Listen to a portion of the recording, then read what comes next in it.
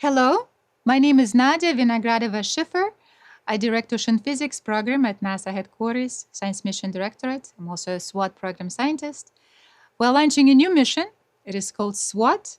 And today I would like to share with you why we, NASA scientists, are buzzing with excitement and anticipation about SWOT launch later this year. So SWOT is a water mission. It will track nearly all surface water on planet Earth. Water that we drink, water that we use for crops, water that fuels our weather events like storms and rain, water that controls Earth energy, water that softens our climate, or water that rises from the seas, takes over our land, and changes our coastline. All this water will be seen by SWOT in one mission for the first time almost entirely over the whole globe.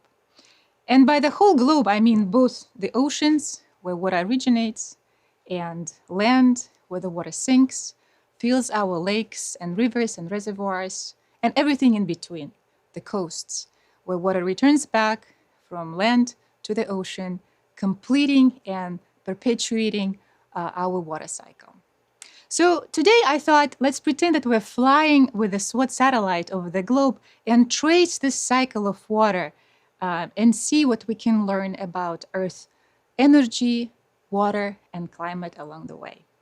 So I'll start with the water source or water origin story, how my comic nerds at home will tell you. All water originates in the ocean. Ocean supplies a tremendous amount of moisture.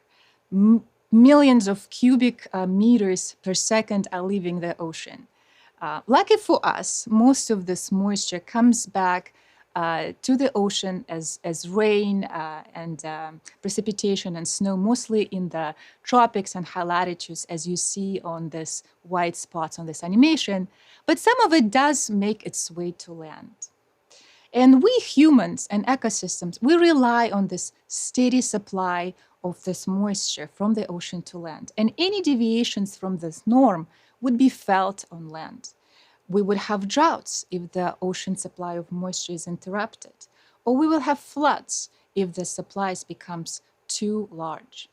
So as a global mission, SWOT global view would allow us to monitor the cycle of water and its disruption as a complete process, both in terms of the supply from the ocean as well as demand and usage of water on land.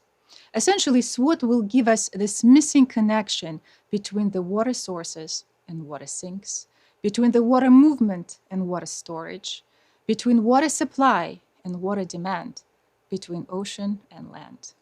Yeah, we're excited. So what happens when water moves? Let's talk a little bit about it. When water moves, it moves and transfers a bunch of properties with it. Properties like heat or energy, carbon, nutrients, oxygen, everything that we call fundamental cycles of the Earth climate system. And this cycling, this transfer of these fundamental properties, largely determined by the upper ocean flow, something that we would be able to derive from SWOT.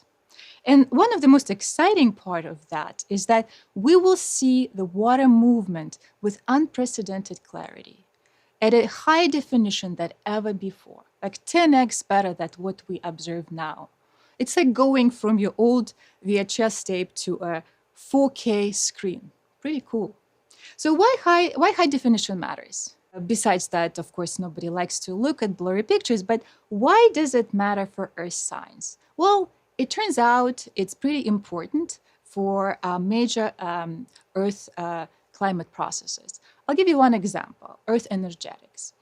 What we will learn from conventional altimetry that NASA and partners been flying for 3 decades by now is that ocean ability to move and store heat is what actually spared humanity from experiencing a full impact of global warming until now. And the biggest question in climate science today is, for how long? What is the turning point when the ocean slows down this absorption of heat and starts releasing this energy back in the atmosphere where it came from? For context, for example, if oceans were to release all this accumulated extra heat, our low atmosphere would heat up by additional 36 degrees Celsius. That's a whooping almost 100 degrees Fahrenheit. Obviously, such release, instantaneous release, is not physically possible, but the gradual release is. So how gradual it will be, how fast this process will progress. This is where SWOT comes in, and we hope would answer this critical climate question of our time. And you can imagine that even small release of energy, giving the oceans huge thermal capacity, that would lead to large and uncomfortable warming tendency in the atmosphere. So viewing at high definition, viewing ocean energetics from large to small is what will allow us to see the Earth energetic in their completeness and improve our prediction of the future Earth energy budget, whatever it might come. In fact, what do we know about small-scale energy transport and exchange today? Well, our climate models, including one such as NASA ECHO, they say that small energetics are pretty prominent players in the Earth climate system. Some studies suggest that ocean eddies and turbulence, they pump up more heat in and out of the atmosphere than heating from the greenhouse effect. That's an impressive statement. Is it true? Our models are correct? Well, we've never observed it until SWOT over the globe. SWOT would be our first observational evidence of such an effect, our reality check whether our current understanding of the climate system is correct, our understanding and prediction of the fundamental cycles of energy, heat, moisture, carbon. That's a big ask. That's a big deal. No wonder we're buzzing with excitement. And also think about it. If the turbulence turns out to be that missing piece that helps us better predict the future, that would also become a paradigm shift in the requirement for our future observing platforms. Because whatever NASA decides to observe next, it's better be prepared to observe and resolve the climate of the future. So again, all eyes are on SWOT to demonstrate what would be our next standard in ocean observing would be. All right, so let's keep flying from ocean to land, from sources to sink, and come back to land. So let's see what SWOT can do for us there. So even though land hydrology takes up less than 10% of the water cycle, this is all Earth available water, as we call it, water that we use in agriculture, in industry, and drinking. This all available water, as we call it, it's stored in reservoirs on land, and SWOT would measure surface elevation and storage in millions of lakes and rivers, almost everywhere in the globe, some places for the first time. This worldwide view of land water storage is a phenomenal characteristic of the mission. It's just hard to overstate. With SWOT, we will know where this water is now, where it is going, and where it will be tomorrow. With SWOT, we will be able to answer if a population have enough water to survive or has too much water that damage their livelihoods. This information is key to start addressing water equity issues across the globe. This is also key to prepare for a new climate. As the planet continues to warm and the water cycle continues to change, some land reservoirs would be oversupplied through ocean moisture, through rain, river floods, or increased surface runoff that contaminates our drinking waters, while other land reservoirs would get replenished fast enough and causes deficit in our water in industry and agriculture. SWOT data would be critical to plan for the future like that. It will also help us address issues in environmental and climate justice, as well as make decisions in our daily life. We truly anticipate that SWOT land hydrology data would help water resource management, food and disaster management, a variety of water industries such as hydropower, hydraulics, navigation, or provide information to those who study water quality or do a service of the ecosystems. In fact, our science teams already working with external users through a program that is called SWOT Early Adopters. They too want to be ready to use SWOT data on day one, and they too are buzzing with excitement. And I hope that you begin to understand why. All right, so flying further from land to ocean through the coast. When water comes back, this from land to the ocean, this high definition property of SWOT will give us this unique and new look of coastal environments. That means never before scenes of our estuaries, river deltas, watersheds, as well as coastal environments and sea level that affects half of the world population, and coast is where home of our major economic and industrial energy center. So again, why do we need a high resolution and close to the coast sea level information? Well, one of the examples I'd like to leave you with is to improve our projection of the future sea level rise. Here's on this plot, you're looking at the NASA's first projection with an example of Washington, D.C. And one thing you can notice is the divergence of our futures, depending on what choices we make today. The only way to know what future we are on is to observe where we are headed in real time, to have real-time observations in order to demonstrate which trajectory we are most likely to follow in order for us to prepare for this most likely future. So bringing coasts and the sea level and hotspot of sea level right into focus, this is where SWOT comes in. I call it SWOT goggles, where they really bring the high definition and high resolution coastal environment into focus. So all of this unprecedented information from science interferometry means unprecedented amount of data volume. Even with SWOT smart hybrid approach of onboard processing of some of the information, NASA was looking at tripling the amount of data volume streams with SWOT. And we're not talking about small numbers. So essentially, SWOT was the catalyst for NASA to rethink the work with large data and move the agency towards the cloud. That moves towards the cloud was additional push for us to broaden our definition of open science. Which is both technological shift, but also a cultural shift for our community and users.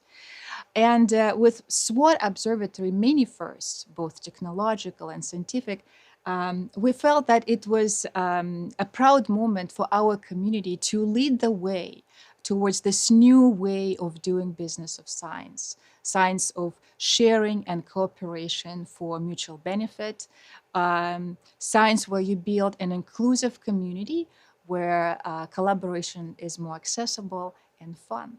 So SWOT science team was paving the way with this transition, and I'm very proud of this team accomplishment. And I must say, there is no better way to start 2023, the year of open science at NASA, than kicking it off with SWOT launch later this year. And blazing a trail for open science, or testing new observing technologies, and in general pushing frontiers of scientific knowledge, is also and no better way to do it as with long-standing partners, like our partners at CNES.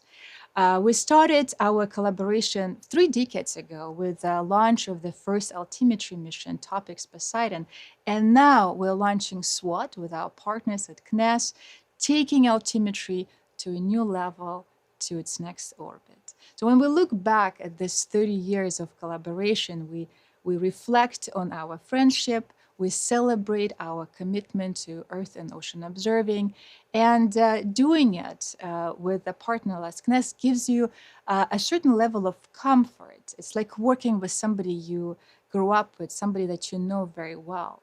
It's always good to do new tricks with old friends. So finally, I want to give a shout out to our SWOT science team. We are an international and diverse group of scientists.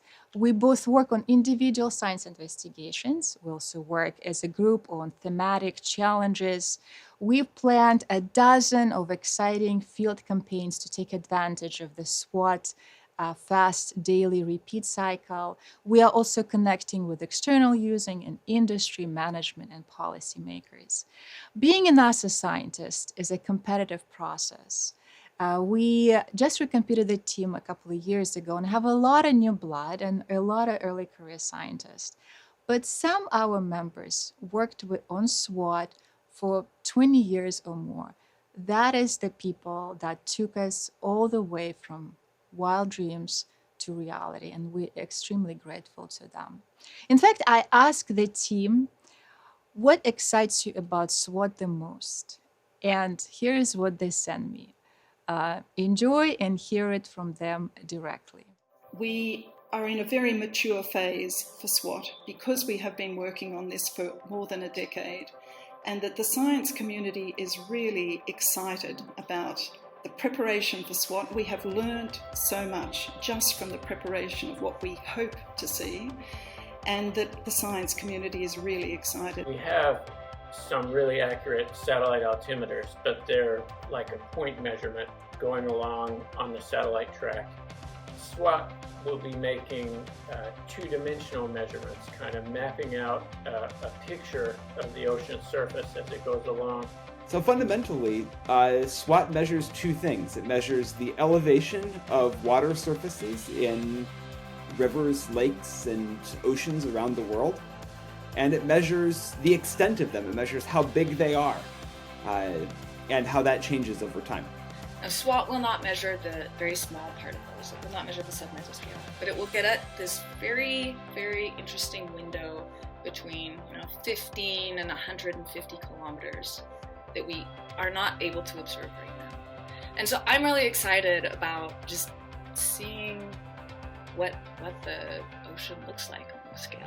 We just don't know. We've had these glimpses, and now we'll be able to see what happens over a season, what happens in the regions that no one's bothered to do a field campaign. And I think that's the thing that I'm most excited about. And I'm really excited about being able to image the ocean surface to see its internal tides more clearly. And then I'm also really excited about the higher latitude observations of SWOT. I think we'll just learn so much about the tides in the Arctic and around Antarctica that we haven't been able to learn from previous missions. There are still big parts of the world where either because of a lack of infrastructure or a lack of sort of the right political environment, we're really blind to how the amount of water in rivers is changing over time. And SWOT is, for the first time, really from space, going to show us how much water is flowing through the world's river. We've been trying to do this with other satellites for 30 years at least, and we've made some progress, but nothing like we're going to be able to do with SWOT. It's just a complete game changer. SWOT will truly be a revolution for the understanding of how much water flows within the Earth's rivers globally, because it's a first of its kind measurement. It's really the first mission that is specifically designed to measure the Earth's rivers, among other very important things. But it will provide global observations in a way that is unified, same instrument, same measurement everywhere, and devoid of political bias. So we are prepared. I think we are well prepared, but we are also open that there may be new opportunities and perhaps new challenges that come out of this observation. But I think it's something that the whole ocean community that is working on small-scale structures is really, really excited to see what will come out from SWOT. All right, so here you have it. NASA's Earth Next mission is in search for water on planet Earth. Thank you for watching, and go SWOT. Bye for now.